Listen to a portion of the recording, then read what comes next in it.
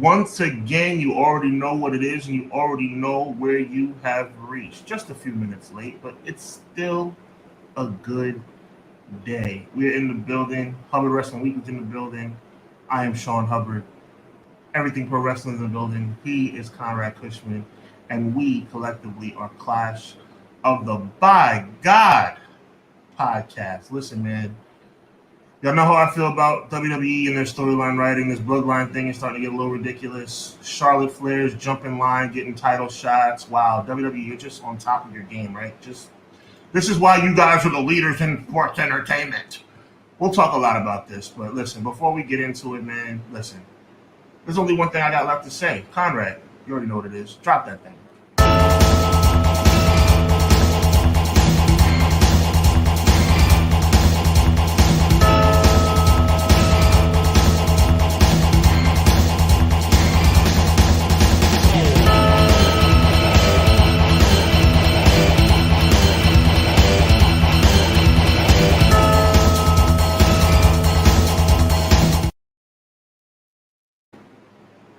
I can't front. That intro is sexy. I don't care what anybody says. You can get mad at me. You can say whatever you want. That intro is sexy. The beat is perfect. It's perfect. It's Monday. This used to be my wrestling day where I would get excited. So there's some nostalgia with this, with the 6:05 time slot. We're letting you guys into some of the production notes and why we do what we do and what we thought of and why we thought of what we thought of. But we are happy to be here. Episode 41. Listen, I don't know if you guys have been keeping count, but we're almost 11 weeks away from 52. A year, man. That's a year strong. We ain't missed nothing. Nothing. We've been here every single week. So tell your friends, tell your mama, tell your cousin, tell some dude who you hear talking on the bus stop about wrestling. If you hear him talk about wrestling, yo, you should check out Clash of the Podcast, bro. That's what you should do. All right? That's what we need here, man. Got to show some love to the chat. Sean gave you a rundown of what we're going to talk about. We're going to get into all of that. Ray, first one in here. He says, hope everyone is enjoying their Monday. Hopefully we are in for a solid week of wrestling. Yes, fingers crossed, brother. Fingers crossed. Sean, your boy, Sir Quills, in the house. What up, dog? That's my dog. He said, what it do, though? My favorite part of Monday evening is back again, Clash of the Podcast. It's about blunders. And courtesy to Sean for that wordplay that I decided to use. That is what I try to title these a little bit, and it's usually a lot of the time it's Sean's idea, and I just kind of run with it. But blunders is the perfect title for this week for what we're going to be talking about. Clash of the Podcast is about blunders. Oh yes, there's plenty of them. Been waiting to get into it. Let's get it. Welcome, Quills. Welcome. Guy Will Gamble in the chat. What's good, Conrad Hubbard in chat? Guy, how you like that? How you like that AB? You like that AB? Decision, man. Check out Sean if you guys don't know. Adrian Brunner returned to boxing, gave you a nice little preview before the event, courtesy of promoting the event and everything else. And he was probably right about a lot of stuff that happened. I'm glad you said it out. I wasn't going to say it, but thank you for saying that. Yeah, and we may have to get Sean's thoughts on the Floyd fight gate, or what are they calling this? What is it called? The Floyd brawl? This is the new brawl out, the Floyd out. What happened with that, man? That was, do you have any insight on that or insight? No, it's just another example of how Mayweather doing all the, sooner or later when you continue getting these outlandish personalities going into the box ring, getting paid big money to just do exhibitions in Floyd's mind, but in Gotti's mind, it was an opportunity to make a name for himself. It was an opportunity to kind of shock the world and put Floyd Mayweather on his back. We all knew he wasn't going to do it. And then when Floyd Mayweather did exactly what we all knew he would do, which is turn it off and turn it on whenever he felt like it and embarrass him, he got mad. And then it turned into an outright crazy brawl in the middle for the whole world to see. And it's a black eye on boxing.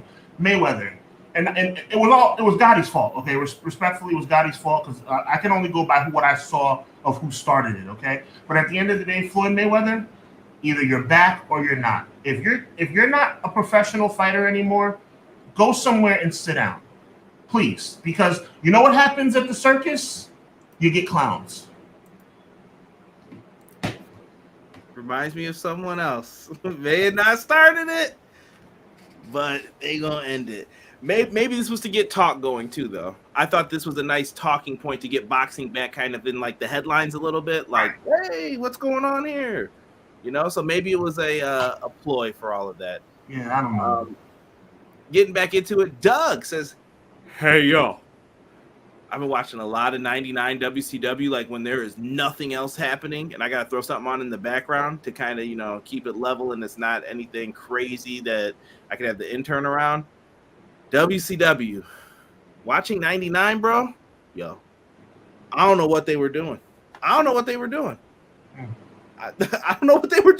From the Goldberg getting tased to going forward, something happened creatively that I was like, yo, what were you doing? 99 WCW is better than 2023 WWE. I might argue. Well, we'll get into this. We'll get into that. That would be a good comparison show, maybe. Yo, my favorite part of Monday, Clash of the Podcast, Conrad and Sean. Can't wait to hear what you guys have in store tonight, and I can't wait for this chat to be glorious. Thank you. I was like, I can't hit that note right now. I won't give in. I am victorious. Uh-oh, we got people talking about Charlotte Flair. I wish I had that voice when he told her she was getting that main event of WrestleMania. We're adding Charlotte Flair. Just terrible. What a pathetic display. Terrible. Matt Lopez, I'll let Sean's got to do your intro. M. Leezy for Sheezy. What up, though? Happy Motor City Monday. I like it. Yes, big shout out to Alex Shutt. I cannot be happier. What a deserving. Listen, I got a graphic for that. Okay. Save it. Okay, Jocelyn, because I am fired up about that. It's about time wrestling companies give fans what they want. Jocelyn, you are much appreciated for being in here. First lady to be in the chat tonight. Much appreciated. Evening, everyone. Joel, the best duo in the world is back. Much appreciated, my friend. Thank you. Let's see. Was good. Okay, I see people talking about the show. We mentioned Ray before. It's Lady Kenzie. How you doing? Welcome to the chat. Come in, sit down, get comfortable. Hit that Acuman type beat. I love it. McKinney, yo, I'm here to talk wrestling. Let you know. Speak softly and carry a big stick unless you're Hacksaw Jim Duggan. Let's go. Stephanie McMahon. Ho! Remember that skit? Dustin in the house saying, yo, Noob and Co. What is going on? How are you, Noob? Much appreciated. I got people putting zing in the chat. Clash of the Podcast has been here more than Charlotte and Roman have been on TV. Touche. Appreciate us. Yeah, Kyra, you got to tell me where to send the CM FTR shirt for Collision. You can send it right to my house, Dustin. I'll send you the thing. AV, no comment. Box looks like clown shoes this weekend. Touche. Another touche. I love it. You know what the sad part about Mayweather? He's going to be world champion again. You know why? I'm going to say this real quick. Romero, this guy, Rolly Romero, who got beat by Tank Davis, knocked out and embarrassed by Tank Davis, he came back 6 months later and won a vacant title.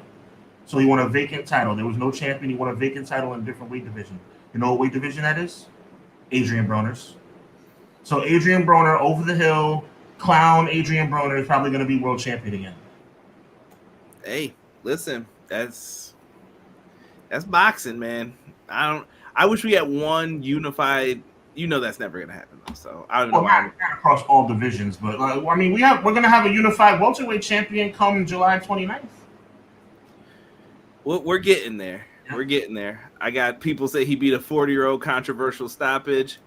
Dustin, we got to talk about this. The best NWO is black and silver. I'm not even at that point yet. You know which one he's talking about? Bret Hart. He's joking, right? I hope he is. He's got the tongue out, so I'm gonna assume he's playing around. Yeah, I hope he's playing around. Vince Crawford. Exactly. Matt Lopez with the pin comment of the night. It's funny because it's true. Let me see if we can find this. Then we're going to start. Oh, Cray. What up? Rocking that Punk shirt. Nice. Yo, the old school Punk shirt, too. I like it. I like it. Conrad and I are the only CM Punk supporters. Laugh out loud. It's a work. Craig, if we find out that it's a work and you've been right this whole time, I much respect, sir. Just saying. Where is Matt's comment here that somebody said was the best? Oh, that comment. The Clash of the Podcast. Yeah, Matt, that's gonna get a star. I'm gonna just put that under a star for me, just in case I need to go back and try to pin that. First, Sean, you want to advertise a little shirt there? No. I don't have to say anything. You know what that means. That's all. No advertisement needed. Sounds like a good idea. Let's get into some of these topical topics real quick.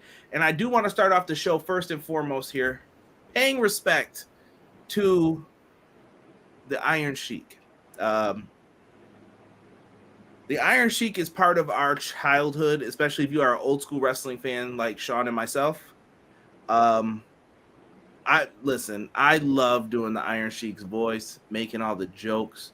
But the Iron Sheik his life story is truly remarkable if you don't know about it. I'll try to keep it short, but the Iron Sheik did not make, I know, didn't they always say he was like an Olympic wrestler and all that? He never really made the Olympic team, right, for those who didn't know. But his friend did, and his friend became a political enemy of those in charge, we'll just say, of the government of where he is from. And long story short, he ended up passing away, we'll say. But Sheik feels like there was more to it than that, and he ends up fleeing, leaving, coming to America. Now, Sheik's lived in America for a long time. That accent's on point forever. Yes, Bubba. Yes, Bubba. I'm here. And he lived a remarkable life. He got into pro wrestling. That's Vern Gagne. And he started wrestling. Down pat, man. Yeah. He moved on from territory to territory, and he ended up in the WWF. He was there. He worked for Vince McMahon Jr., and when they needed to take the belt off of Bob Backlund, back in the day, you just didn't go Backlund to Hogan. You couldn't do that. You had to transition with someone else. And he called up Iron Sheik. Sure, baby. I got you. Camel clutch, break Backlund back, make humble. They throw in the towel to protect Backlund. He's the champ. He goes against Hulkamania, brother. He takes the leg drop. Did you know Vern Gagne offered the Iron Sheik money to break Hulk Hogan's leg in that match? A lot of money. And he didn't do it. I respect you, Kennedy McMahon. I do not want to do this. That's what he told him. So, absolutely wild. I'm trying to run through all of his like big accomplishments in short. He went on afterwards. Was he tag team champ for a little bit too, Sean? He was. Him and Nikolai Volkov were world tag team champions. He went on to become a tag team champion as well after that. Iron Sheik. One of the most important matches in history. He won that tag belt. He won those tag belts at WrestleMania 1. Yes. From the US Express. That's right. Shout out to Barry Windham, man. I've been watching his work lately too. Very underrated wrestler. But back to the Sheik though. So Sheik goes through all of this. He goes through some tough times. I think the next big thing for him was that Hacksaw Jim Duggan controversy, where they were caught with kayfabe and some paraphernalia. Yeah, some paraphernalia, we'll just say, as nice guys here. Got caught with it. They got pulled over in a car. Good guys and bad guys weren't supposed to be hanging out back then. What's going on, Bubba? No. It was Sheik stuff. Hacksaw got caught. Hacksaw's push went. It was done. Over. Nothing else ever really happened with Hacksaw Jim Duggan in the WWF after that. For his career. Well, he did all right in WCW, but Well, when I say his career, WWE career, I mean, he was the king for a short amount of time, but that was a transition as well. Yeah, he ended up being cooked from that. So he was done, couldn't do too much. Iron Sheik ended up getting into a lot of trouble with other things, we'll just say, more paraphernalia. He goes away for a while. He comes back. You know, he does all the old wrestler things. They go to all these territories. He comes back as a manager for the Sultan. Big Rikishi, if you didn't know. Real quick, main event at SummerSlam 91. Oh, yes. He was Colonel Mustafa as well with Sergeant Slaughter. Why they did that? I got nothing, brother. I got nothing. You just couldn't call him the Iron Sheik, I guess, but everybody knew back then. And So then fast forward, he's managing the Sultan with, was it Bob Backlund in him? What's Bob Backlund?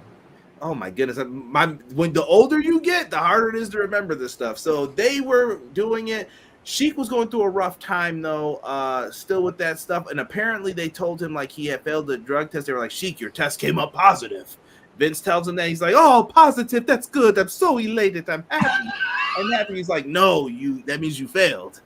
And he didn't understand that. Vince had to send him home. But Sheik would still make sporadic appearances. I do know that his daughter ended up with a guy.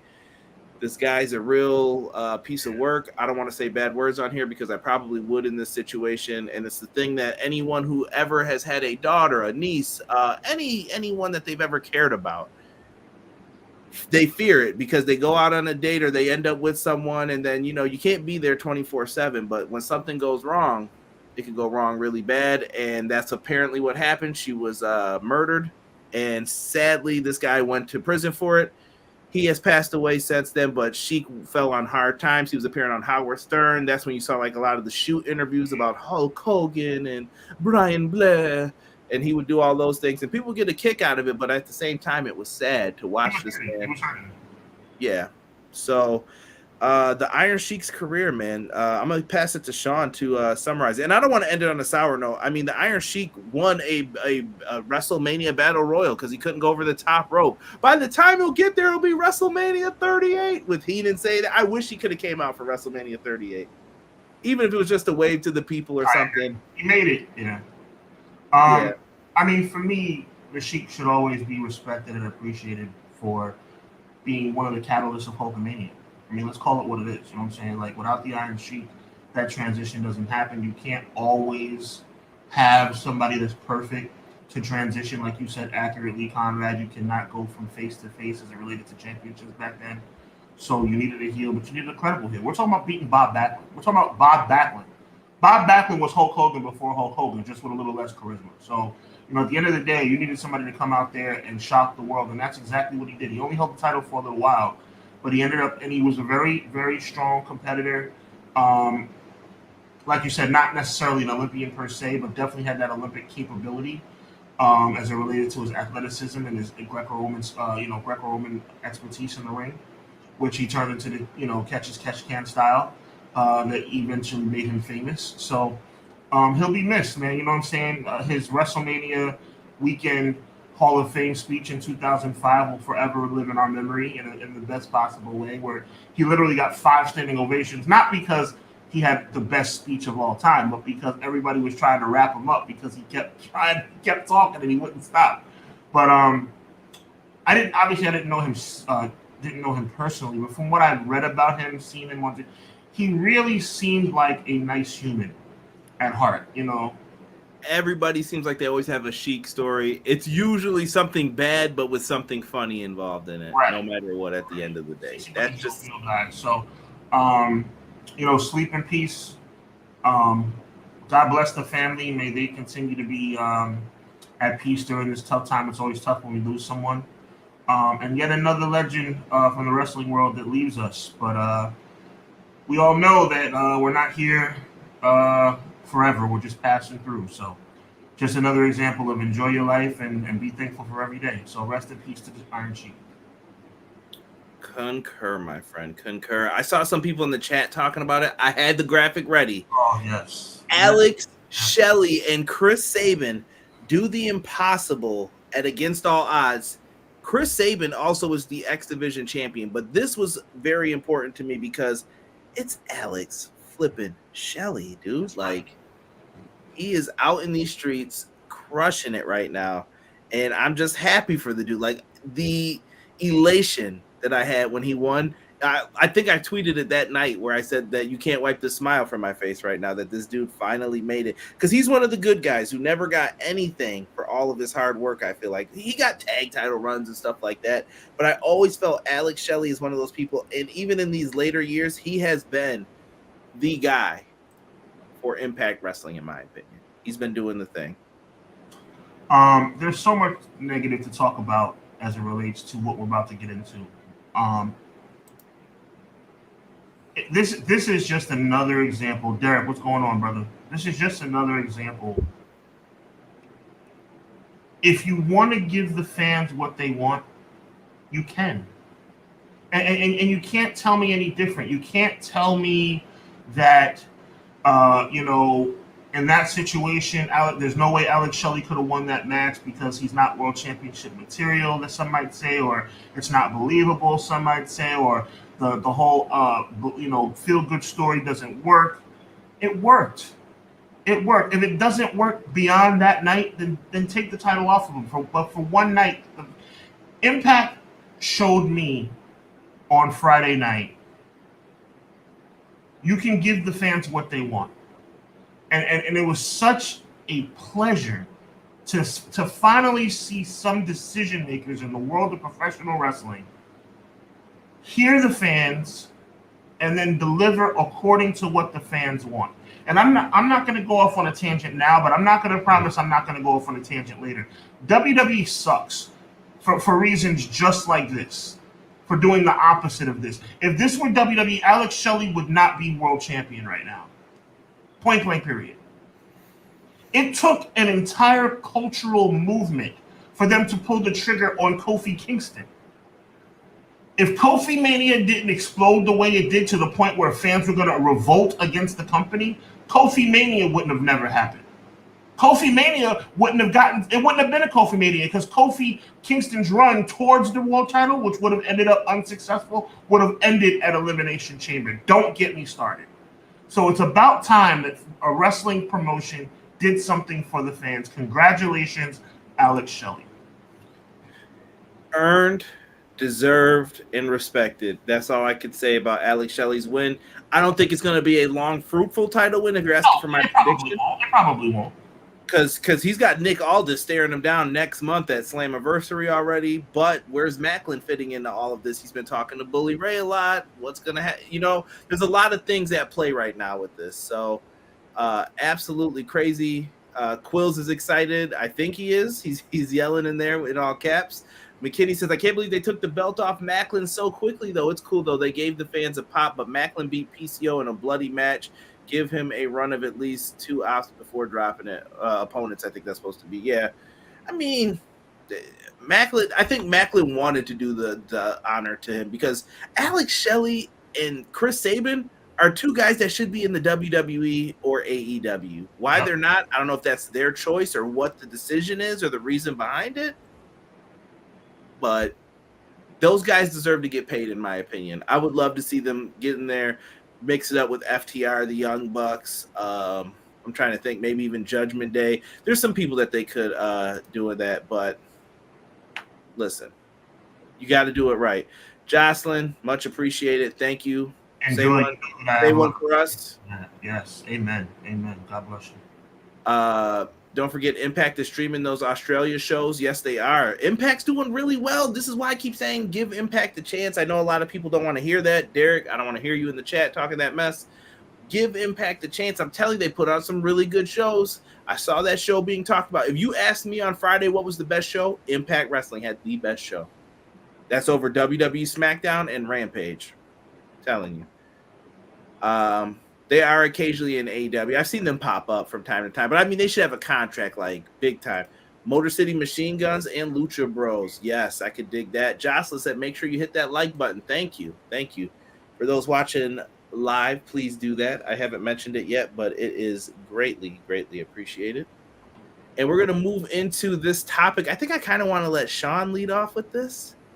We're going to talk a little bit about your boy, Mr. Roman Reigns of the Bloodline. Sean, set the stage for us with all of this and what you want to get into with this.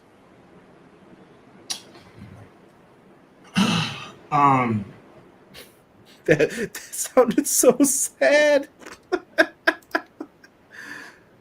Because, listen, we're going to look like the crazy ones in here. You know that, right? They just did 3 million. What are you guys talking about?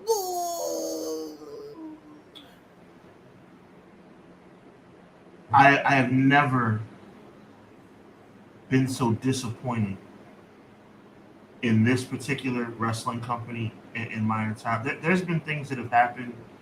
This to me is almost not quite there, but almost as disgusting as it relates to completely going against the right thing to do as like Booker T, Triple H in 2003. That's how bad this is to me. It's not as bad, but we're talking about WWE turning something that was organically good into something that has almost become boring. I mean, let's call a spade a spade. I'm not going to lie to you people. Conrad, my brother, I'm not going to lie to you. When Roman Reigns hits, do I still get a little bit of jolt of excitement? Yes. Do I get really excited when I see the Usos come out? Yes. But as it relates to the storyline of the Bloodline, they have dragged this thing out. They have stretched this thing. I mean, you go from Who lunch meat? Yeah, you go from the Sami Zayn saga. By the way, nobody even remembers that. Okay? Barely.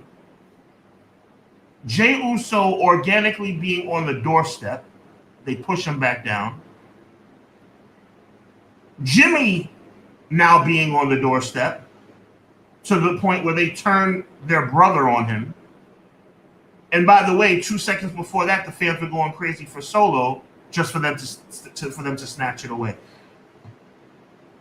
Then you have an advertisement that Jey Uso's going to make his decision on SmackDown. And people who are not idiots like Conrad and myself are texting each other saying, Roman's not here tonight. How the hell is he making a decision tonight when Roman's not here? And clearly he wasn't there, and clearly Jey didn't make a decision. So it drags out another week. So then you're going to have Jey come to SmackDown on Friday. I don't know what he's going to do. He may side with Roman. He may side with Jey. I don't know. But it's going to lead to some kind of match. Probably he's going to side with his brother. And I'm probably going to be just like every other pro wrestling idiot that's going to get excited for about 2 seconds. But the difference between me, ladies and gentlemen, and all the other wrestling fans that are going to get excited when Jey chooses his brother over Roman Reigns is that I'm going to immediately reel myself back in and understand that 9 times out of 10, it's going to be where the Bloodline storyline gets drawn out even more. And then there's still going to be decisions to be made. And it's going to stretch through Money in the Bank and stretch through SummerSlam and stretch through probably Clash at the Castle and on and on and on to the point where we no longer care. Oh, how can that be? Look at the numbers that WWE did last week. Roman Reigns is must-see TV. The Usos are must-see TV, but that doesn't mean the storyline's going in the right direction. It's another example, again and again and again. How many times do I have to say it? They have actively given us the opposite of what we want for 6 months. 6 months. They have deliberately made lefts when we begged them to go right. I no longer, full transparency, I no longer watch Raw or SmackDown. I don't. I do more research afterwards for our show because I have an obligation and respect for my tag team partner and for you guys. But for 6 months, they have actively, deliberately gone against what the fans have screamed for. So my question is much deeper, ladies and gentlemen, than just a storyline question. We all know the storyline's starting to become crap. But my question is, how can we continue to support somebody that doesn't give a crap about what we want? This is not John Cena holding on to the title for 1,000 million days. This is not the reign of terror from Triple H, which was real bad in 2003. It was real bad. Nope, I'm not saying it wasn't bad. Don't set me off. That's one of my things. It was real bad. But what this is an overdrawn slap in the face to the fans who have invested, get this, y'all, 2 years of our lifetime in wrestling. 2 years. I'm not going to say that I came up with this myself. I'm going to give credit to Conrad. The Mega Power storyline wasn't 2 years. That lasted about 14 months. We have been invested in this for 2 years. And as I wrap it up, Conrad, I'm going to say this. It should have led to either Jimmy, in my opinion, or Jay being triumphant and becoming the new tribal chief and becoming the world champion. But now, my question to you, and everybody knows, Quills, Gamble, Thompson, BJ, ML, Dustin, Sick, Derek, everybody knows how I would have felt about Jey Uso beating Roman Reigns 6 months ago. So my question to you is this. If Jay or Jimmy defeat Roman Reigns after all this, my question is, who cares? I know I don't care anywhere near as much as I would have. You know why? Because they have robbed me and robbed you, ladies and gentlemen, of what we deserved for, thank you, Gamble, for 3 long years. I'm going to leave it at that, and I'll just say one more thing, Conrad, and I'm certainly not looking for a pat on the back because I've been wrong about wrestling far more than I've been right. But I have been screaming from the mountaintops for them to pull the trigger on Jay for 6 months. Chat, you know I'm not wrong. You know I'm not wrong. I've been wrong about a whole lot. But for 6 months, I've been saying, give them what they want. Give us Jey Uso. And now, I guess I will go on for 1 more minute, Conrad, then I promise I'll finish it up. And by the way, ladies and gentlemen, what the hell has Jey Uso turned into? That's another thing. All of a sudden, Jey Uso, who was on the brink of being the next tribal chief in January and February, now he's been diminished to nothing more than a peacemaker? Jey Uso's a peacemaker. If I'm wrong, Conrad, chat, tell me I'm wrong. You're not wrong, but I think that we're going to get some WWE things with this. So the way I see it, bro, this has been going on for a long time. I think, who just said it? Noob said it. I'm going through the comments. We don't care about the Bloodline storyline. It's going to be over dramatic. They have milked this thing for as far as it can go, for small things. And you know what's the crazy part? I keep telling people this. Casual fans who don't watch this stuff every week are into this. They're like, oh, there it is. There it is. And if I hear one more person talk about them Fox ratings, everybody gets Fox. Exactly. Grandpa in Nebraska with the rabbit ears on the TV, in the cornfield watching TV, in them old WWF advertisements, guess what? He gets Fox. He can watch this on there. Yes, sir. More opportunities to reach people. That's how you get it. All right. That's why there are usually news stations and all those who you can get the bunny ears and get all the stuff with.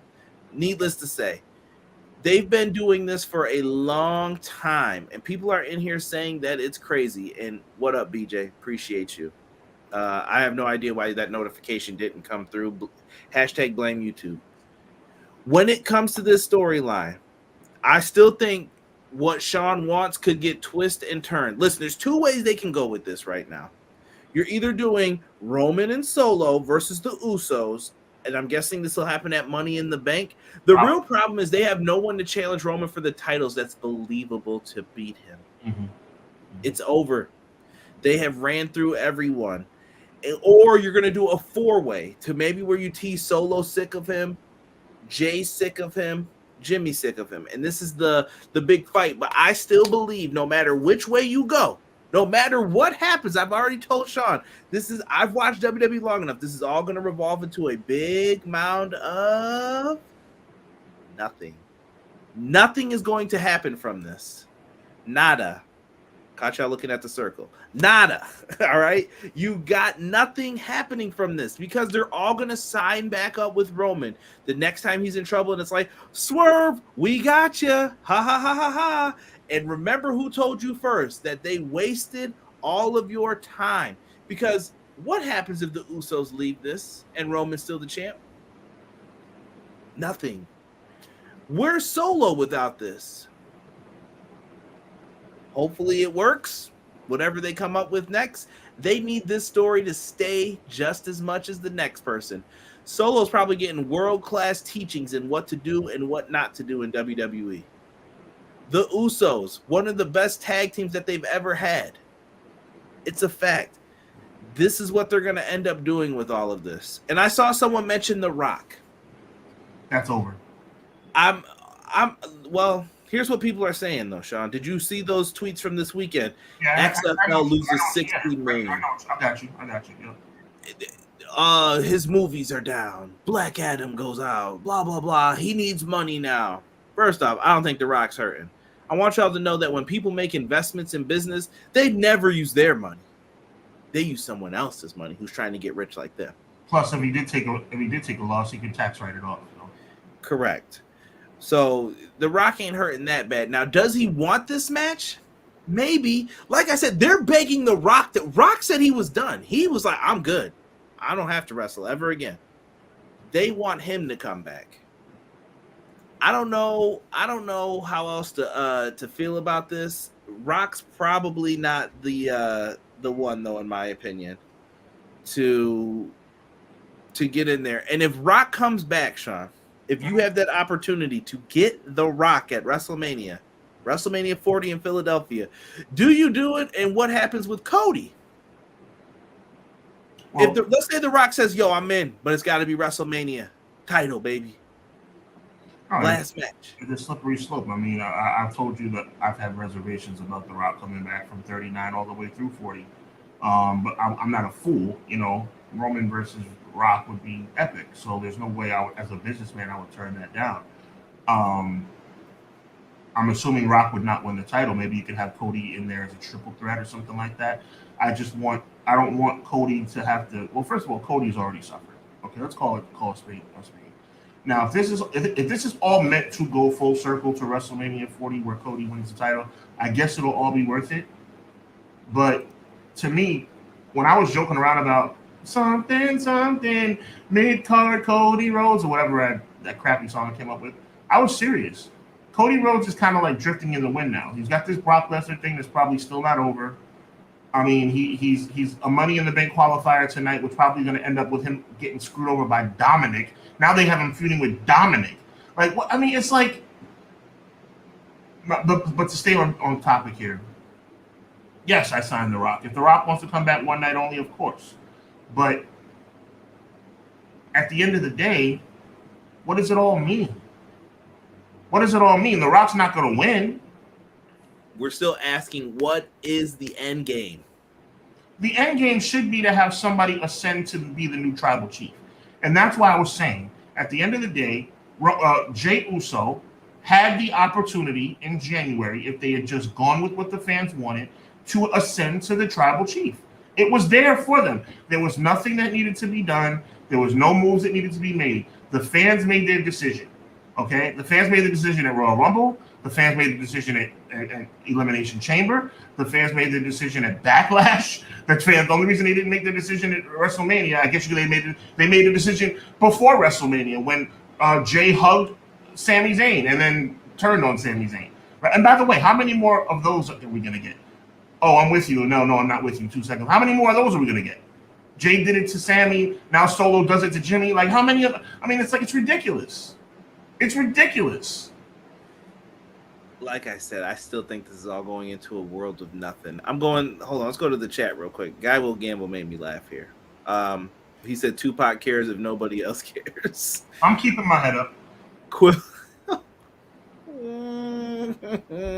You gotta be old enough to understand that one. Quill says, why is Austin Theory and Pretty Deadly randomly involved in the story? Bro, what draft? I don't know. I don't know any more about any of this.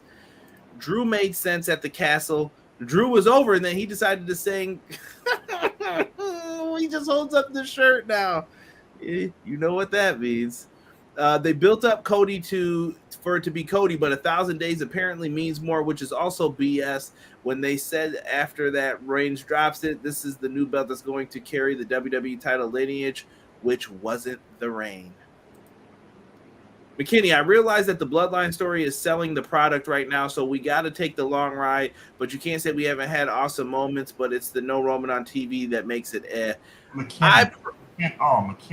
Well, no, he's right. Time out. He is right. Right, but my only thing I'm going to criticize about there's a strong statement, McKinney. I'm not dogging what you said. I'm gonna focus on one thing, and that's take the long ride. How much longer of a ride are we going to take? 3 years. Dude, the Mega Powers, Evolution, Degeneration X, like 3 years? Roman's going to go down as a great. My question is not even the 3 years of the story, Sean. How much of your roster did you sacrifice for the story? What are you doing?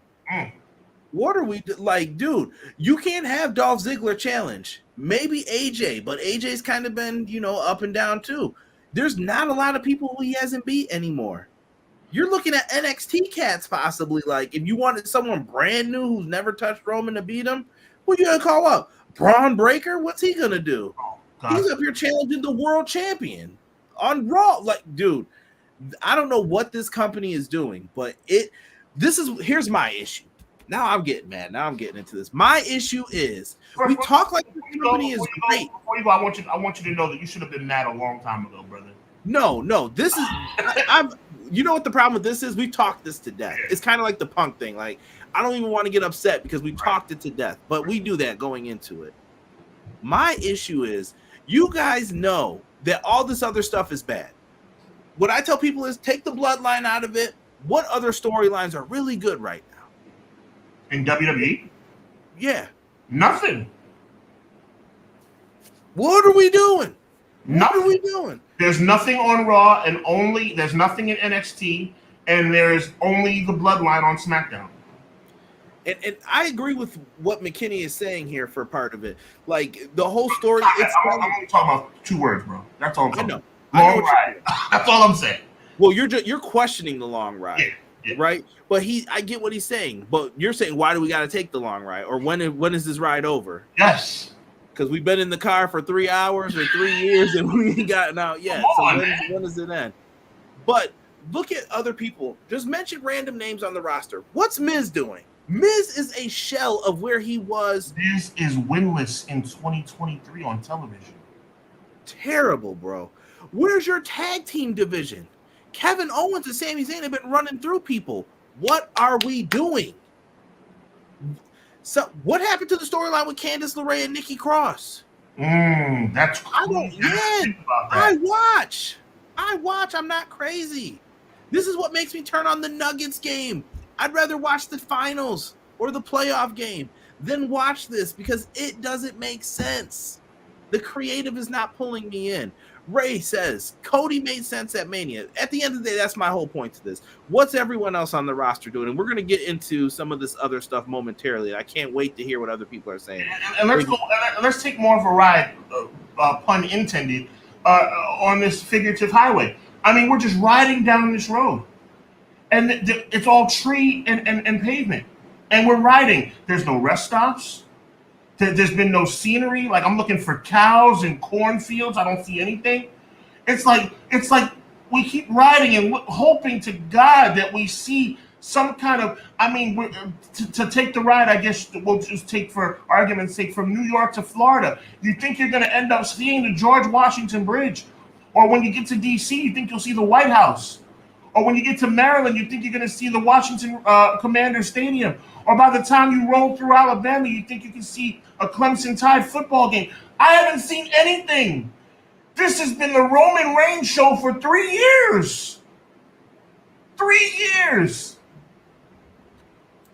I was never the biggest Roman hater. Just to get that straight, number one. I just don't. What are we doing? Well, I like I said, Sean, back in the day, we always could at least see the end game in '96. Yes. Like, you're like, okay, Sean's about to win the belt. Okay, cool. Yes. Like, okay. And it was WWE's job, to your point, to make us care enough, because we knew Shawn Michaels was going to beat Bret at WrestleMania 12, to make us care enough on the road to get there. That was their job. Right.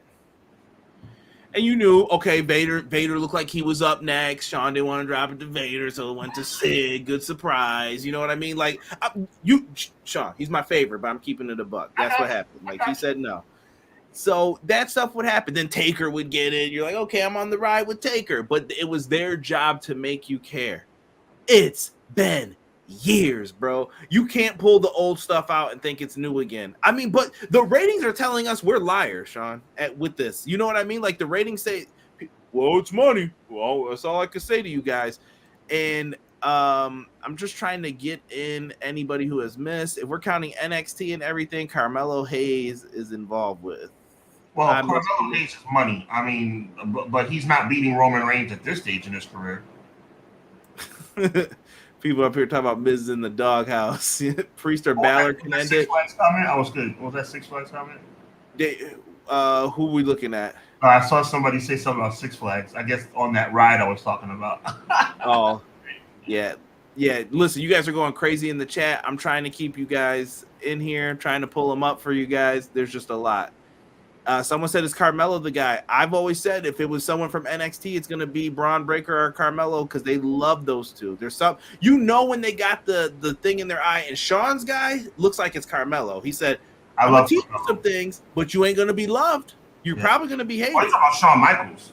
Mm-hmm. He said Shawn Hubbard loves him too. Yeah, well, the real HBK. There you go. There you go.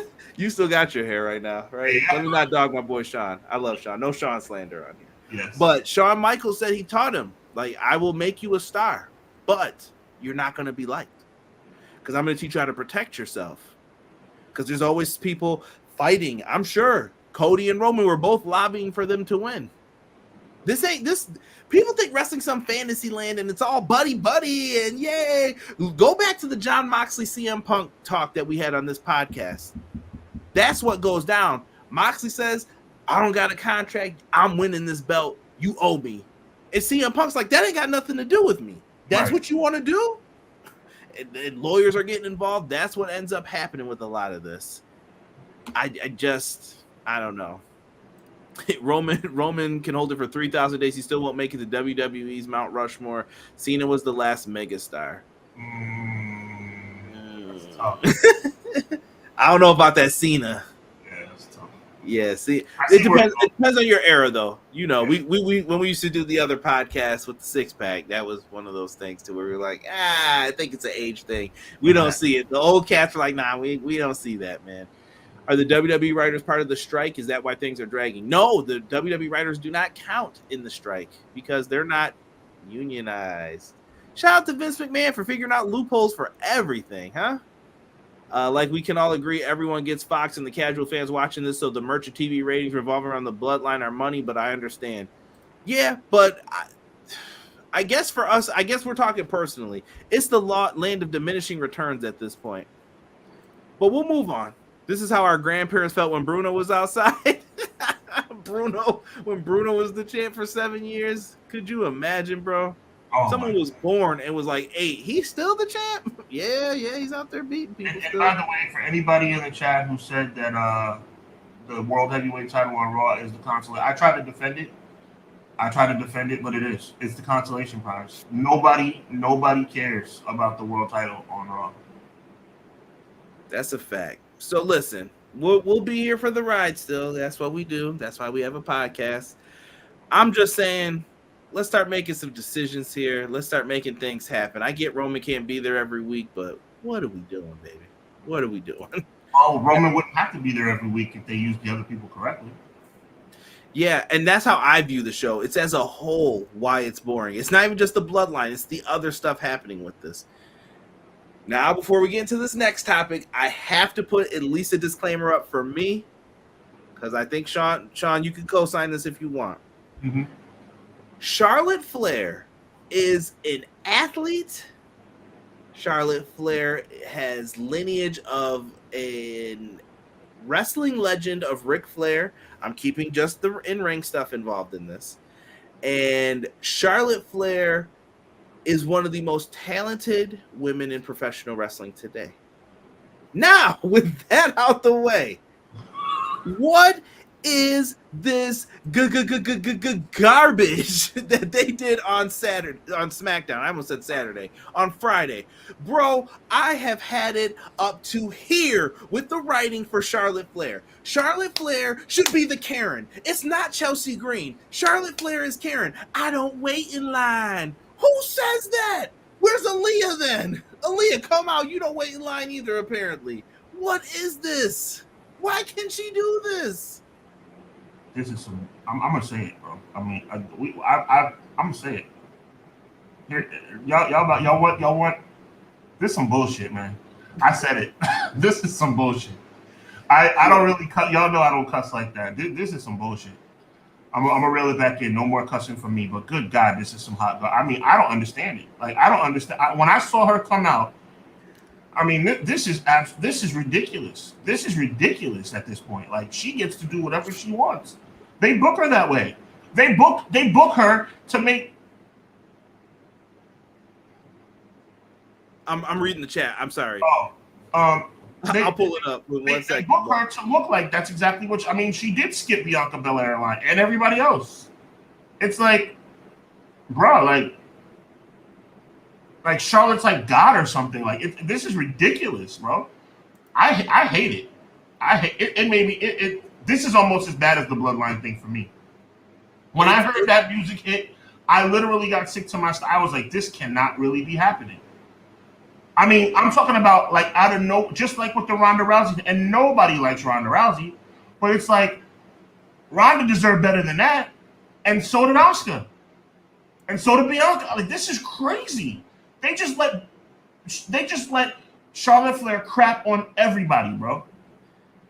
And I much respect to Doug too for sticking up for the Bruno's era thing. Because listen, different eras of wrestling watch wrestling different, 100%. I'm gonna relate this back to the Charlotte thing here in 1 second.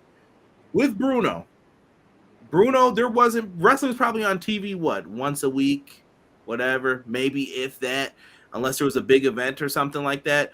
Bruno wasn't on TV every week, so they could have made up all that stuff for all you know. You know what I mean? But he was out there getting the bank. All right. But it was different when me and Sean grew up. Bret Hart was the WWF champion in 1992. You know how often we saw Bret Hart wrestle? Rarely. You know why? Because he was the WWF champion, and he wasn't going in there against scrubs. We would watch him on Saturdays go up against Skinner. We're watching him against the Repo Man. And did they ever have a chance in our minds? Probably not. But guess what? We wanted to see the pay-per-view match. That was where the draw was. I want to see Bret versus Hogan at SummerSlam, maybe. Maybe they'll do that. Doesn't work for me, brother. Or you want to see Bret versus Yoko. Stop holding that shirt up. You know what that means. Doesn't work for me, brother. I get it, though. Bastard, that guy. Oh, I'm cussing a lot today. I got to reel it back in. Reel it back in. I need you PG. Don't make me have to go all Derek on you now. Yeah, I'm chilling. But this is really making me upset. But go ahead. No, but this is very upsetting, and here's how it relates, though. Charlotte Flair is doing the same thing that others have done. I have no issues with her being part-time. My issue is, how are you getting back into the title picture every time? You don't have a different storyline for her. I'm gonna correct you, brother. I'm gonna correct you, and I'm gonna correct Sir Quills, my guy. Charlotte Flair is not back in the championship picture. Charlotte Flair is the next challenger for the title. She's not in the mix. Charlotte Flair is the newly appointed new challenger. She's there. She's standing at the threshold of being the 436-time champion. She's not just in the picture, bro. This is ridiculous. I just don't get it. And everyone remembering Charlotte cashing in that Charlotte in the bank. Y'all remember last time when I said she just came out, was like, I'm challenging for the title and won. I'm like, isn't that what Money in the Bank's for? Don't we have goofs fighting for this briefcase every week for qualifiers? And Charlotte just comes in and does it anyway. So what's the point of it? What is the point of the, like, you're diminishing the pay-per-view that you're trying to sell to me by doing this. To me, it just doesn't make sense. I'm sorry. As a fan, if I'm hating, y'all can tell me I'm hating, but that's just how I feel. You are not hating, man. This is hating for what, bro? Like, Charlotte's getting preferential treatment. It's obvious, man. It's obvious she's getting preferential treatment. Charlotte is a talented in-ring, but line hogging championship taking greedy ass Karen. Charlotte in the bank. Shawty, what you drank? Oh, I like that. That was pretty good. Charlotte Flair, I'm so sick of her ish. We complaining about the bloodline, but she's worse. You know now, what? Noob's a big Asuka fan. I'm gonna put it up because I think that this. Here's the other thing, Sean. My opinion again. This was very disrespectful to Asuka. Oh, very much so. Asuka's been disrespected since WrestleMania 34, and I'm tired of it. Why do you do this to her? And why is she back to being how she was before? She was so much cooler presented in the Royal Rumble. I was like, yo, I'm into this. This is cool. A fresh restart. I swear, if that man is running this from behind whatever screen he's behind, I swear, dude, this makes no sense. This has Vince written all over it. It's bad, man. Noob said, what was WWE thinking on Friday night? Charlotte Flair has gone from star champion, main eventer to borderline Karen to the entire IWC really hates Charlotte Flair. I got nothing else to say. Everyone's saying trash. Y'all talk about Vince booking, eh? What up, sick? Sean, I can tell by how you said it that that's not in your regular vocabulary. I don't cuss like that, bro. But when I get pissed off, I mean, I cuss, but I don't cuss like that. You know, I just on a serious note. Cray, that was foul, dude. What you said. I just get really upset when I feel like I'm being messed around with. You know what I'm saying? And y'all too.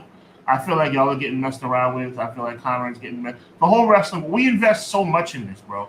We all have jobs, kids, relationships, real life that we have to deal with. And we take 2 or 3 or 5 hours out of our day to watch this product for them to just. Monday Night Raw is terrible TV, bro. Like, I mean, bruh. And then the A show, SmackDown, has this ridiculous Bloodline storyline that went from the greatest thing in wrestling to now the most annoying thing in wrestling. And Charlotte Flair continues to get title shot after title shot when she hasn't been on TV since April. It's ridiculous. Sean, I think it's important to remind them too. I brought up the 6-pack. Shout out to all those dudes. Support their channels. Much love to Malik, Kyron, Mountie, Rambo, all of them. Right? When we talked to them, I remember some of us had to explain like what they, because they would ask us about like the Attitude Era, like why is that the best? Why do you guys think that was so great? Pro wrestling Monday nights was not to be messed with, bro. As a kid, you did not mess with Monday nights, bro. Monday Night Football, who? Nobody watched Monday Night. Monday Night Football was scared of WWF back then. Oh, yes. They were scared of wrestling. They were like,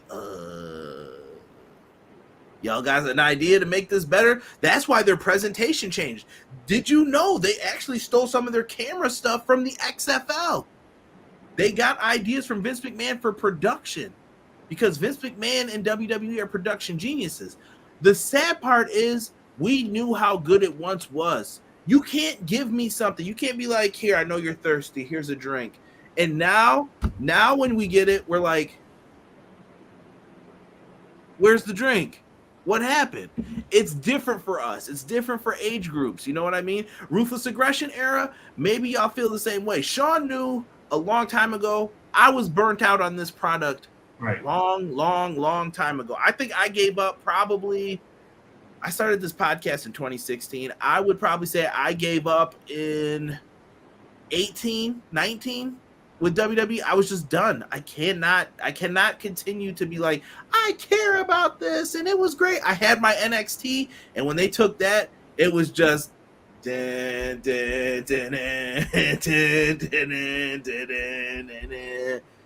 they have just let Charlotte and all this stuff just run amok. And we can't have it anymore, man. I'm done with it. Disgusting. And to be fair, this isn't Charlotte's fault. So I had this argument with somebody the other day. We were discussing Charlotte. They're a Charlotte fan, and they said, "Do you expect Charlotte to say no to this booking?" But I'm saying, from a mindset of you have to be smart looking at this. Charlotte has to know, like, this is bad news for me. And they were like, well, she's not going to give up her spot and potentially lose it by letting someone else get in there. You're not going to lose your spot, though, if it's protected. Did Stone Cold lose the spot when Jericho became the undisputed champion? No, they messed her. Jericho got Macho Man Randy Savage treatment. He was the world champion. He was always on at 10 o'clock. He wasn't in the main events. He was beating Rock and Austin, though. Because I know the business back then. And no, I'm sure if you asked Chris Jericho if he thought he was the man in 2002, he would say the answer was no. But they knew how to do business, and that's the problem. WWE just doesn't know. They're doing business because they're making them, and that's another thing. When you're making money hand over fist, there's no urgency to change, and that's where the fans have to come in. I'm telling you guys, I no longer watch the product live anymore. Period. I'm saying that. I'm walking it like I talk it. I no longer watch the product live anymore. I flip now more than I ever have flipped before. Back in the day, I would be like, just leave it on wrestling, bro. It's fine. I'll catch up on sports a different day of the week. You know, during the week, I try to catch up on sports or TV shows, whatever else that I like, you know. But with that, you can't say nothing. Derek, thank you, Doug, for correcting us. Gomez, you mean? Gomez McMahon. Keep Charlotte out of the title run. They better not have Asuka drop the title. Bro, I swear. Derek said he will flip if he sees that. I miss a big hub curse. Dang, what'd he say? Look at you. Gotta watch it live. Gotta be here live, pal. Gotta be here live. Remember when the ratings were at 9-point blanks? Yeah, now they're drawing 1-point blanks. Times have changed too, though, with TV. You know how many people I know who watch Monday Night Raw illegally and AEW Dynamite illegally? Because there's just sites that stream it and they're watching on there. How many people do you think are on Twitch streaming it and just watching through the eyes of someone else? Right. Don't be fooled by these ratings, guys. And that's something else we'll get into momentarily. Jericho is a transitional champion that started the reign of terror, sadly. Nah, I think the reign of terror was after that for me. Yeah, a little later. Send Charlotte to challenge Roman. Oh goodness, nah, she's losing too. Let's not lie. Let's not kid ourselves. She's taking that L. And listen, do I hate Charlotte? No, but at the same time, I just want them to book better. Can I leave it there? Can we close it on that? Yes, we can. Be better, WWE. Be better. Sean, I don't have a lot of graphics for this last one. I put up AEW, like their intro and everything else. You mentioned ticket sales. And this has kind of been a topic that I really want to get a lot from the chat with on this. And I love everybody telling me like their era of wrestling in the chat. Thank you guys for that, especially Ray. Ray really opened up and told us about that. And I'm sorry you were part of the Brady era as well with me. He said, is that how people get to watch AEW? Because I don't have cable, but would love to watch AEW streaming somewhere. Yes, that's how a lot of people will watch it. I grew up watching wrestling with my pop, straight WCW guy, so I missed the Attitude Era. Didn't start watching WWE until the Ruthless Aggression Era. That's fair. Definitely worth a go back to checking out some of it. That's fair. If Asuka drops the title to Flair, it's going to rob us of a potential banger feud between Asuka and Io Sky, but then again, that would be a good booking idea. That's a fact. Buy the shirt. It's in the description. It's in the description. You'll feel better about yourself. Conrad Sean, do you think Asuka wants to act like that, or they're telling her to act like that? They're telling her to. They're telling her that. Yeah, because it's Asuka's not an idiot. Asuka knows how to do business. WWE. And they also had EO, and Asuka can speak very well. Like that's the other thing that's annoying. Well, you're teaching me something. What are you serious? I didn't know that. Yeah, Asuka used to be a video game designer. A lot of people don't know that either. Asuka and EO is the match I think that what they should be trying to go for. I have no idea why they're doing this. Asuka speaks English? Yeah. Well, I'm not ashamed to say that I didn't know that. That makes me even more angry. Why are they keeping her with what is going on here? Are you serious? Bro, my God, what is going on here? Why would you have her speaking Japanese when she speaks English? Did you see how they had EO Sky acting the other week with her in a program? Right. Just notice the similarities, folks. Are you freaking kidding me? It's stupid. Listen, I'm not in agreement with any of that. I think it's ridiculous, and I think you should. It's 2023. We can present people better. This and perfect transition. Watch this transition. Shout out to Chris Danger or Denkops. When you do that, look at how Tony Khan presents people. Tony Khan is a blessing in wrestling. I know we all can make fun of him and talk that mess about him. Tony Khan is really someone who deserves your eyeballs when you can give them to him. He's only 5 years into this. He's not Mr. 20-year experience. He did not work for his father for 5 to 10 years beforehand. Tony came in with, I don't know nothing. I don't know. I've never booked on an indie show. I've only done it like me and Sean. We're just talking about pro wrestling. Collision is coming up Saturday, June 17th. Punk's back. We know that. But we're here to talk about the ticket sales for AEW for, I'm guessing, house shows, dynamites, and everything you wanted to talk about with this? Yeah. Oscar speaks English. So we have to do better. And this goes out to anybody who's going to see an AEW show or thinking about going to see. We have to support them more. Ticket sales for AEW have been terrible. And I blame the wrestling fans because the wrestling fans have been clamoring for AEW or something like AEW for the past 20 years. And that is no exaggeration. There's no hyperbole. We're talking about 2001 when WCW went out of business. WCW, with all due respect to New Japan, with all due respect to Impact Wrestling, with all due respect to any other wrestling promotion in the world, WCW was the last organization in pro wrestling that actually gave WWE a run for its money. And AEW has that ability, but AEW needs the support. Now, has AEW been dropping the ball a little bit here and there? Yes. Do they need to fix some problems behind closed doors? Yes. Do they have some backstage issues they need to clean up? Yes. But they need to come to the fans need to come out to be able to support the fans, because if they don't, Conrad, we'll touch on that in a second, because I can see your light bulb going off. That's not at you. I know, I got you. At the end of the day, you have to support these guys, because if you don't, we're going to be back in the same spot. I cannot, with a straight face, say I love pro wrestling and I want there to be two legitimate companies that makes WWE have a sense of urgency to do have a better product, if I don't go out and support the shows. I tried to go to AEW in Queens. It got sold out. So it's like Queens, New York, that is. So I don't know what's going on. I want Conrad to touch on the East Coast thing, but yeah, the attendance has been terrible, and I hope it doesn't become the demise of AEW, because if we lose AEW, we're going to be right back to square one. And as bad as WWE is now, imagine WWE with no competition.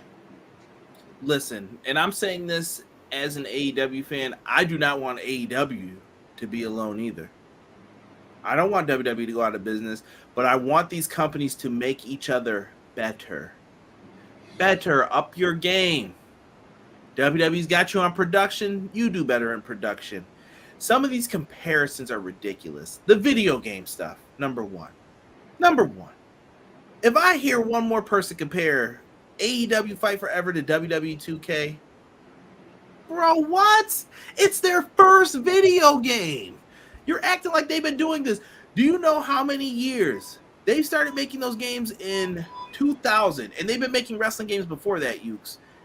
They have 23 years of experience in making video games. You think they just put it all into this new game and they were like, here you go, here it all is?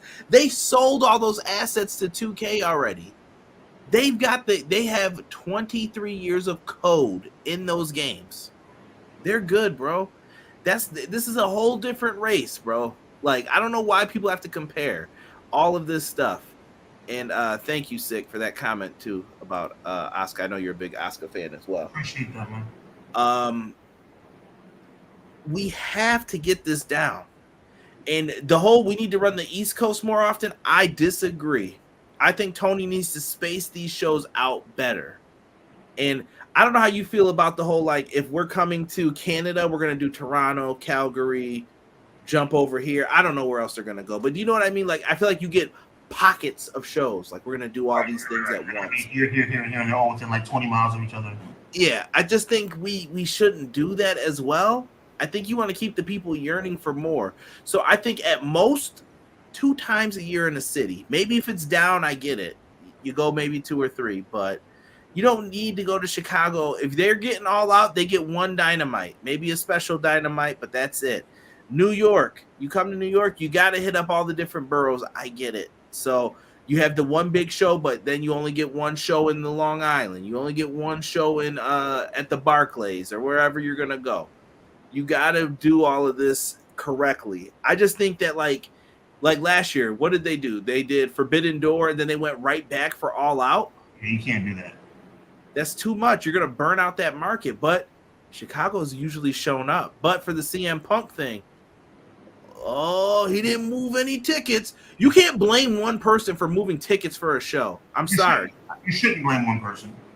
Because it's not all him either once they all come in. Now, is Punk the draw? Yeah, of course. That's definitely it.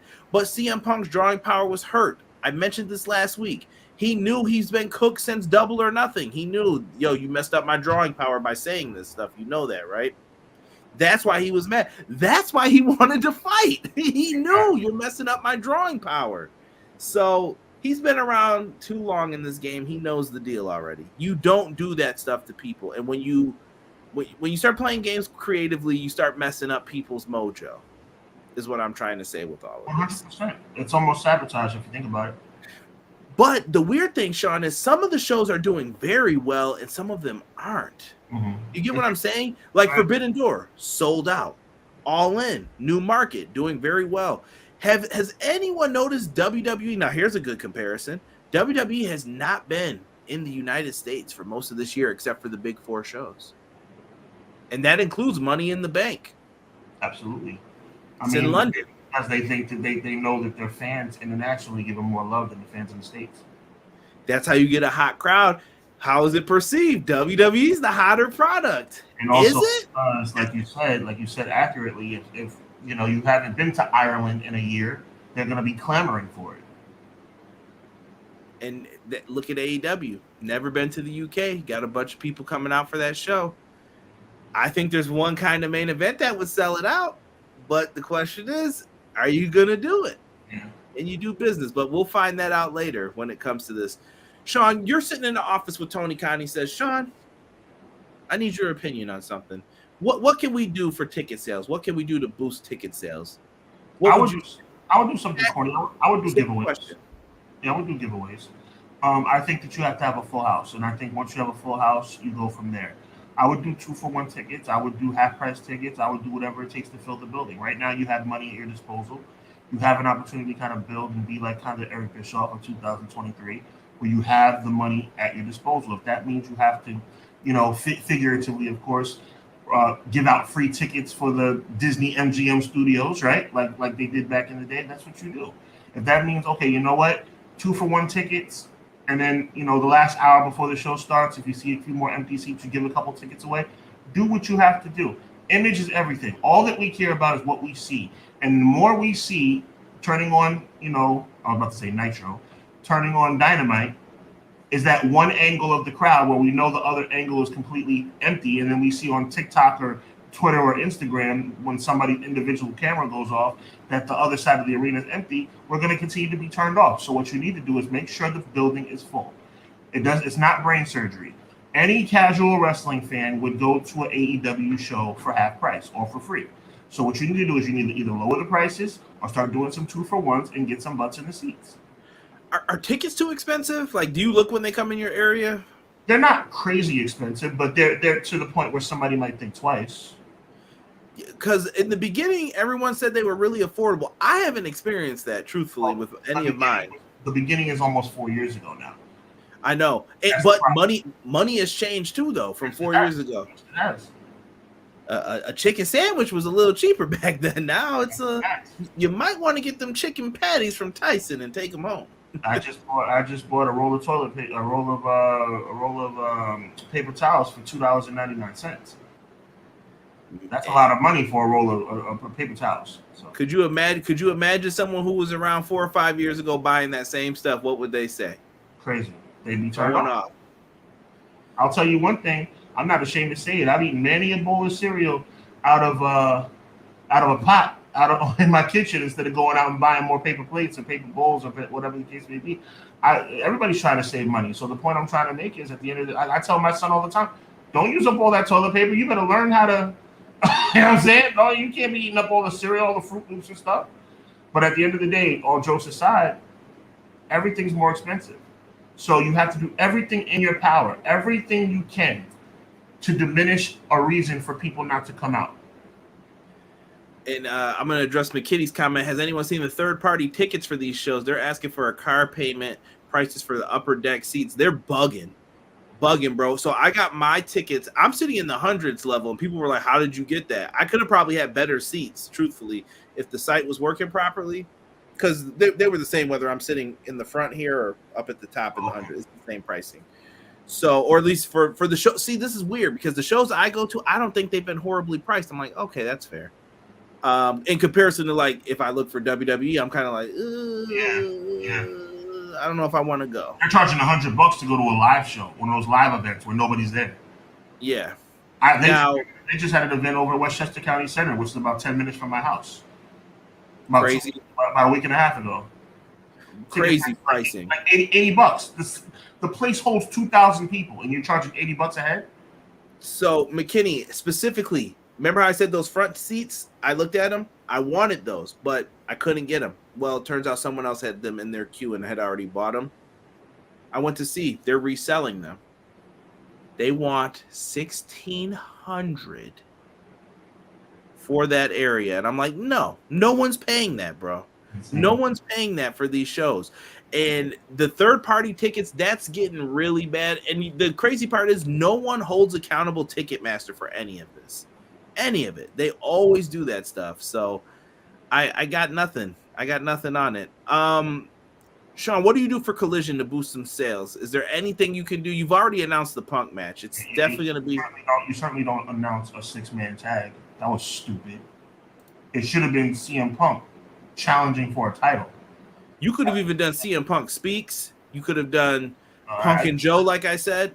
Punk being in a match is fine. It should have been a title match. It should have been maybe Punk versus Orange Cassidy for the international belt. There's no a 6-man tag. Nobody wants to see CM Punk in a 6-man tag. And look at Six. Six said, I wouldn't know. AEW hasn't come to my area yet. Same. Oh, and by the way, did you see the agreements that WWE has with some of the arenas again? I know I've mentioned this type of stuff before, but you're not allowed to advertise 2 weeks before or 2 weeks after any other like wrestling programs that could be in your area. What is good with WWE being able to do this? How do you dictate the market like that? The complete monopoly, bro. It's really unfair. And no one knows. Rob, one roll, yeah. Yeah, man. It wasn't from a traditional supermarket. It was from kind of like a little local bodega, but at the same time, I remember like only a year ago that $250 or $299 was like $199. So everything's going up. Yeah, everything went up $1. Bro, I remember seeing a documentary on Cheap People years ago. I remember this guy used to use and rewashed his toilet paper. They can't raise the price for no reason. Just saying, that's nasty. Yeah, it's terrible. Yeah, WWE's not playing fair. It's been like that for decades. Remember what they did to Starrcade back in the 80s, bro. I'll use that example all the time. Tony Khan got really mad at All Out, too. Like, when the whole Punk thing was happening, he was tight, like, what was going on that week, too. Like, For some reason now they're jocking his shows, but Tony's got to be able to switch this. So we talk about Double or Nothing, Sean. That Vegas show, right? We just recently covered it. And dog, you can't go to Vegas every year on Memorial Day weekend and think people are going to want to fly out to continue doing this.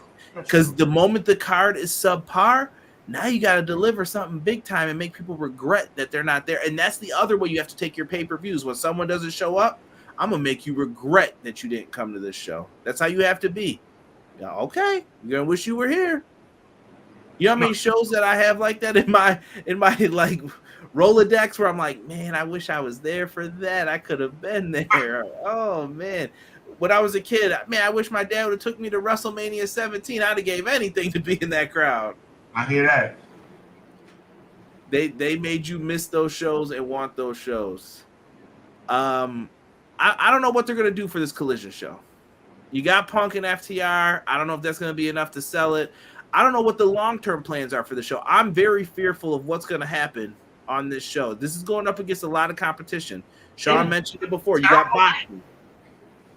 Say again. Terrible night. You're going up against UFC. It's competition filled, and you're going to be getting bumped when the other Turner sports are on, basketball, baseball, championship games, and stuff like that. I don't know how smart this is. Oh, that hairline, CM Punk, nice. Oh, he always shaves it off.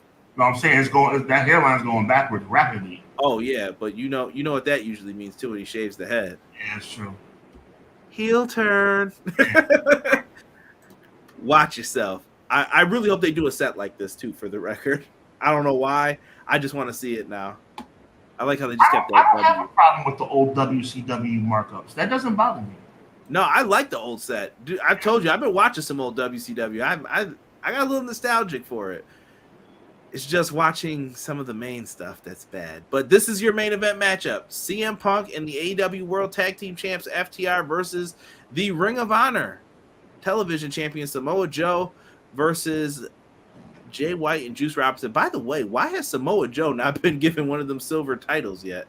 Yeah, for real. Like, what's the holdup? I don't know. Maybe they're trying to lead into retirement of that. That was funny. And I still say, if you can, Punk beats Joe. I stand behind that. For a long time. From the Ring of Honor days.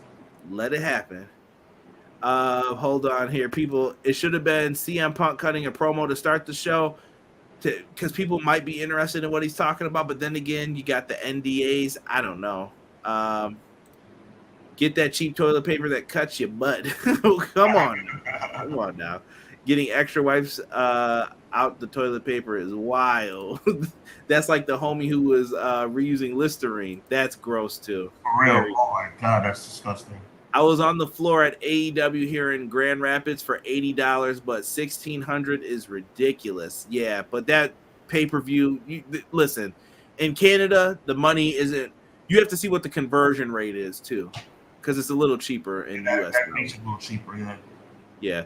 Master needs to do something because the third party is making it. Yeah, they're not. Ticketmaster ain't doing nothing. Tony Khan, and I'm serious. I have more money than Jim Crockett ever had. I'm not going to take this. He did say that.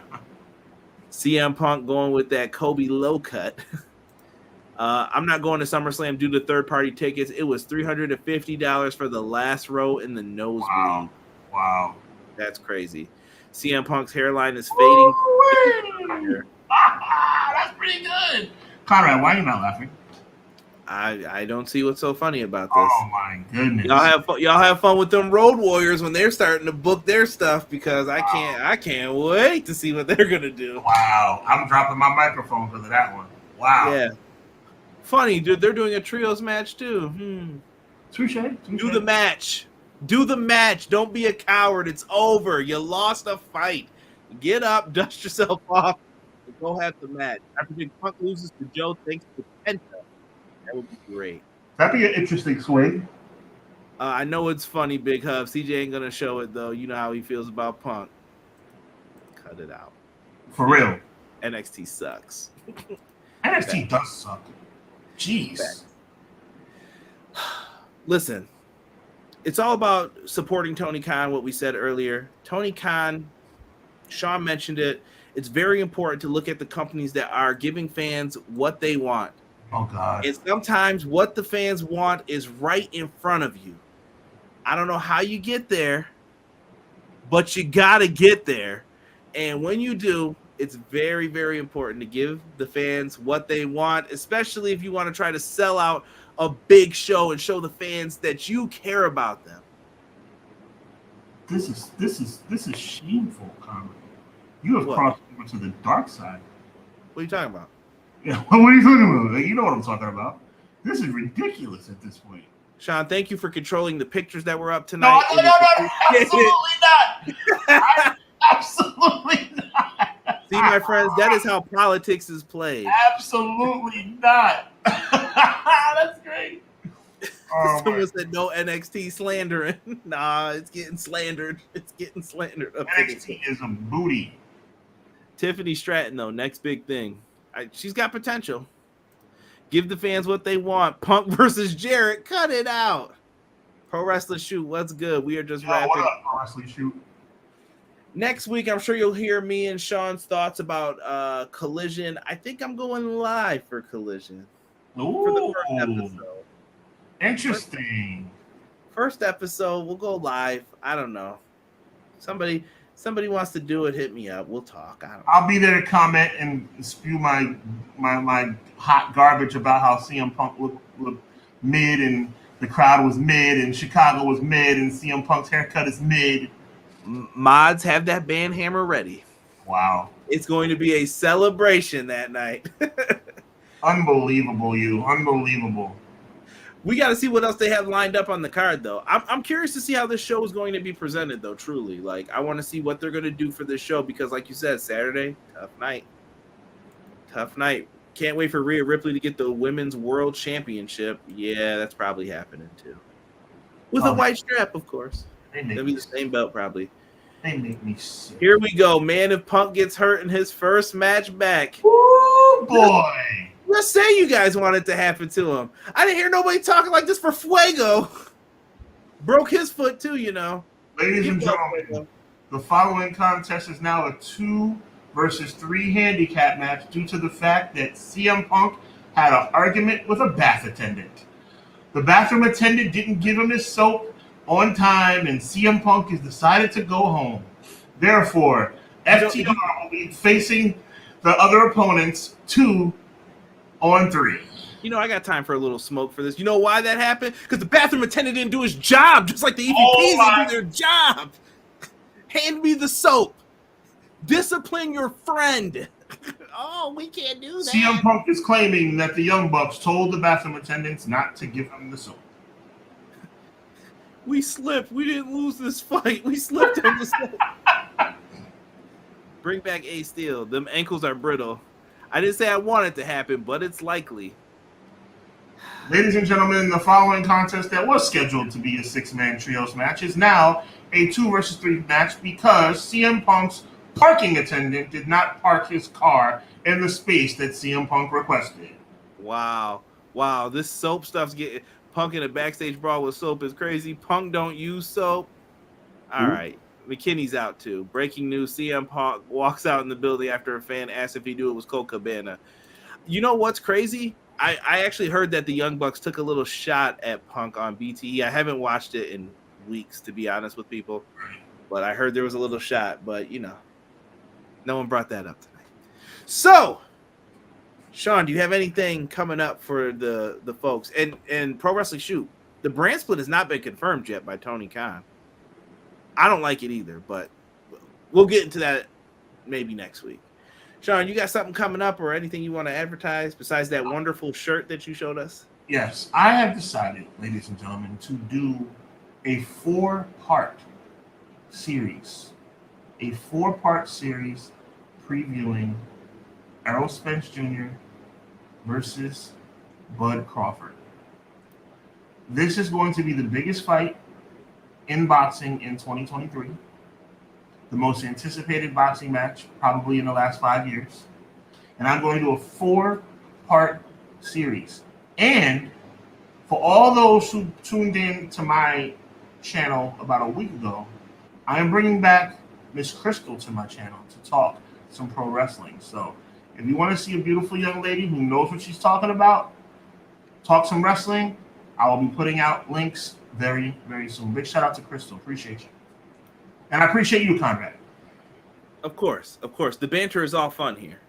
Yes. As long as you keep it respectful, you can disagree with anything. Ladies and gentlemen, the following contest that was scheduled to be a trios match is now 2 out of 3, 2 versus 3, because CM Punk, as he was entering the building, was not given a CM Punk ice cream bar. Y'all better wrap Bryan Danielson in bubble wrap. He better not wrestle until that pay-per-view for the next 2 weeks. I'm tired of this. I'm looking forward to what AEW's got coming up. All right, Punk's back. Hopefully we can get on some better footing, no pun intended, with all of this and move forward. I'm looking forward to the big matches at Forbidden Door. Me and Derek will be live Wednesday after Dynamite. You can catch us 10:05, usually around that time period, or whenever we can start the show. We'll be live. Come join us. Leave a like on the video. It's up right now, actually. I'm gonna do some work on that momentarily. Show us some love. Also, Collision, I think I'm going to be doing a review show for it. I just need to confirm it. As long as you guys see it pop up, it's happening then, more than likely. Busy day that day for me, though, so have mercy on me. Lots of goodness to come up. Me and Sean will probably talk about Collision next week when we go over the topics for next week. Yeah, Collision will be on the agenda. So, and how WWE continues to ruin our lives. And how Roman breathed on the microphone, and then more next week. And how Michael Cole says, looks like Jay still hasn't made a decision, so tune in next week. WWE. No, let me stop. We're dogging right now. We'll be back next week for episode 42 for Clash of the Podcast. So bad. We'll be back. Make me sick. Take us out of here, man. I keep trying. You're going. Go. Listen, man. I'm happy to be here. There's only one thing in my life that makes me unhappy, and that's World Wrestling Entertainment. Other than that, I'm a happy guy. I'm Sean. He's Conrad. We love you guys, man. Have a good night.